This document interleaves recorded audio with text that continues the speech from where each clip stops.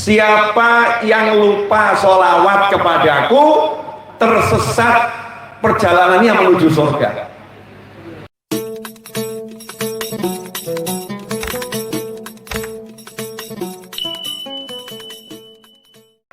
Sholawat ini jalan selamat dunia akhirat. Dalam sebuah hadis Kanjeng Nabi Muhammad sallallahu alaihi wasallam menyatakan, saya sengaja bacakan biar tidak salah, ya, biar tidak salah. Kanjeng Nabi menyatakan seperti ini: Man nasyas sholata alayya khati'at tariqal jannah, rawahu Ibnu Majah. Hadis ini disampaikan oleh nak dulur, sepupunya Kanjeng Nabi Muhammad SAW. Siapa sepupu Kanjeng Nabi yang menyampaikan? Namanya Abdullah, Sayyidina Abdullah, putranya paman Nabi yang namanya Al-Abbas radhiyallahu anhu, sehingga biasa disebut Sayyidina Abdullah bin Abbas radhiyallahu taala anhuma.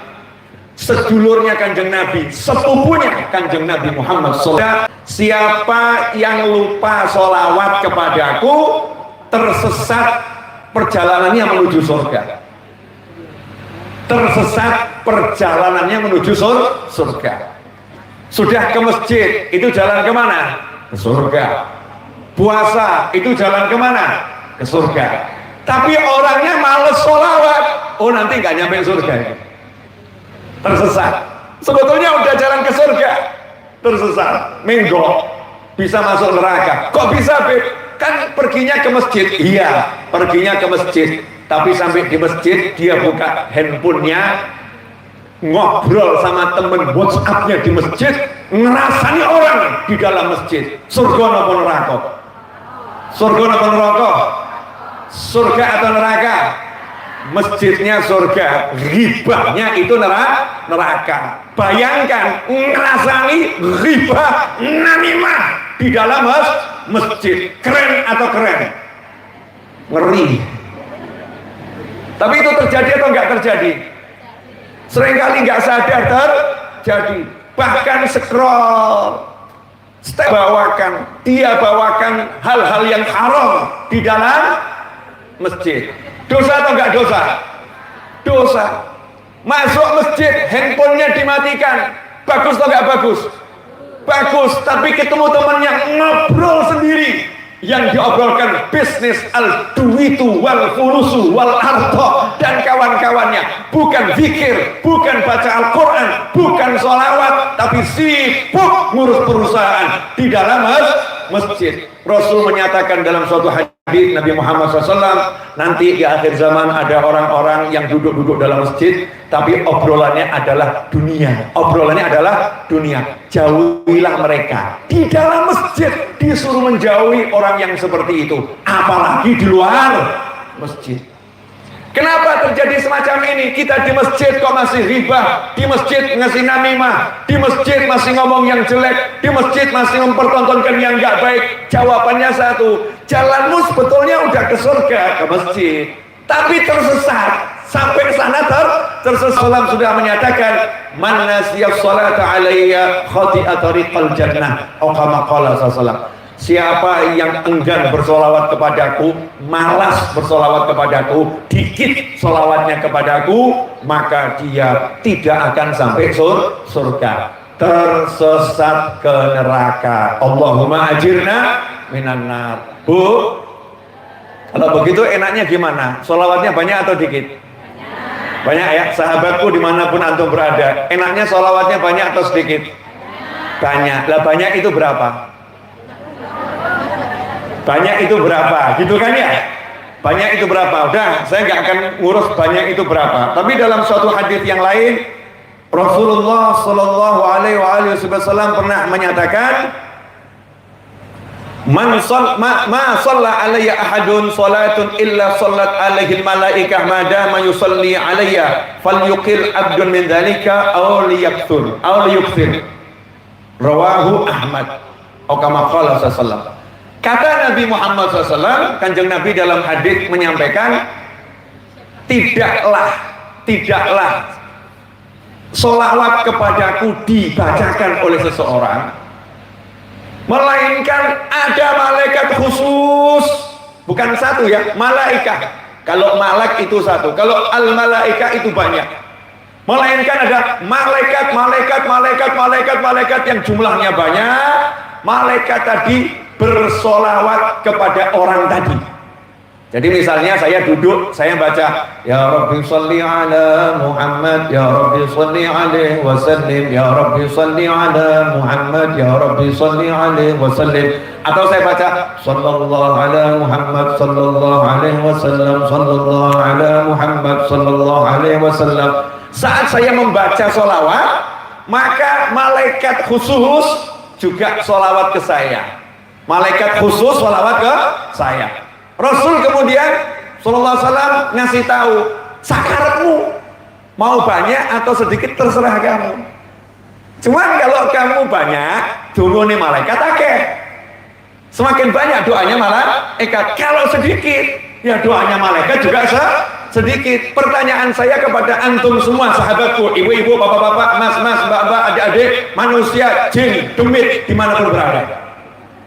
Loh, siapa tahu ada demit yang masuk Islam, kan begitu ya? Siapa tahu. Kalau dakwahkan kepada seluruh makhluknya Allah Subhanahu wa ta'ala. Apalagi ini mepet sawah.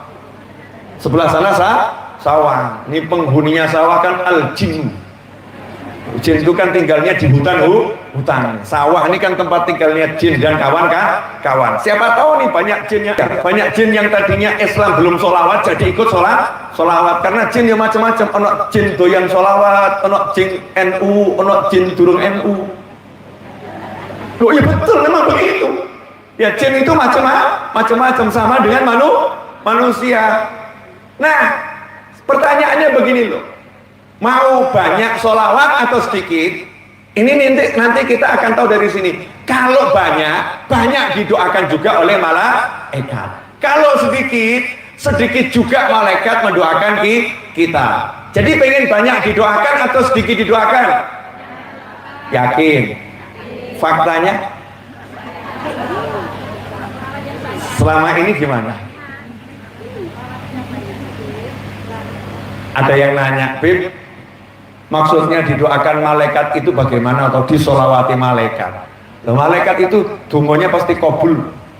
Jadi di antara doanya malaikat, ya Allah ampuni dia, ya Allah rahmati dia, ya Allah sayangi dia, ya Allah itu pengen beli mobil, Allah wujudkan hajat. Ya Allah yang itu jomblo nggak rabi-rabi ya Allah. Ya, pertemukan segera dengan jodohnya yang membahagiakan dunia akhirat. Ya Allah ki bojone ruwet ya Allah. Tolong jadikan suaminya genah, tolong jadikan istrinya genah. Ya Allah itu anaknya rewel, tolong jadikan anaknya solehah. Ya Allah itu warungnya sepi, tolong jadikanlah laris. Ya Allah, ya Allah, ya Allah, ya Allah. Jadi doanya malaikat macam-macam ini tergantung salawat kita banyak atau tidak. Kalau gitu mau ngitung enggak?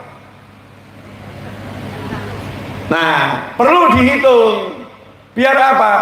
Karena Rasul bersabda SAW, sebaik-baik amal adalah dua muhawain qal. Sebaik-baik amal adalah yang istiqomah, yang ajeg, yang langgeng, yang berkesinambungan, yang kontinus, meskipun cuma sedikit. Ojo diwalik ya, jangan dibalik.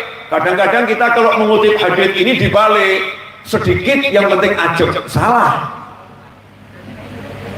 Ya aja walaupun cuma sedikit. Artinya apa? Yang banyak, yang berkesinambungan dengan apapun. Sakarepmu, pokoknya dihitung biar ajeg, biar istiqomah, biar kontinu, biar tahu progresnya kita. Sholawatnya ajeg atau tidak, sehingga nanti bisa ditambahi dikit demi sedikit. Paling sedikitnya banyak, dikatakan banyak itu paling sedikit berapa? Kata para ulama, ini yang ngomong ulama bukan nabi. Ya, yang ngomong ulama bukan nabi SAW. Ada yang mengkritik, loh, pakai jawabannya, kalimatmu ini baru saja melawan nabi. Katanya suruh ikut nabi, kok pakai omongannya ulama? Yang dipakai kok omongannya ulama, bukan omongannya nabi. Kalimatmu terakhir ini melawan nabi.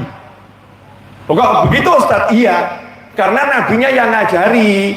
Kalau kamu nggak tahu, kata Allah dalam Al-Quran, kalau nggak tahu, bertanyalah kepada ahli zikir, bertanyalah pada ulama. Nabinya juga nyuruh kita ngikutin ulama. Nabinya SAW juga ngajari kita al-ulama warathatul anbiya. Jadi kalau kita ngikuti ulama sama dengan lagi ngikutin Nabi Muhammad SAW. Karena ulama nggak sembarangan ngucap, ulama nggak sembarangan mengajarkan sesuatu. Hasil mengamalkan ajaran Nabi, diberi Allah ilmu yang belum diketahui, sebagaimana disebutkan oleh sabda Nabi Muhammad Sallallahu Alaihi Wasallam, siapa mengamalkan apa yang dia ketahui, maka Allah akan memberi dia apa yang belum dia ketahui. Allah akan kasih ilmu laduni. Di antaranya adalah ulama menyebutkan paling sedikit satu hari 3 itu paling sedikit. Kalau bisa 1.000, kalau bisa 10.000, kalau bisa 100.000, kalau bisa semakin pokoknya. Semakin banyak semakin bagus. Hasilnya apa? Didoakan malaikat.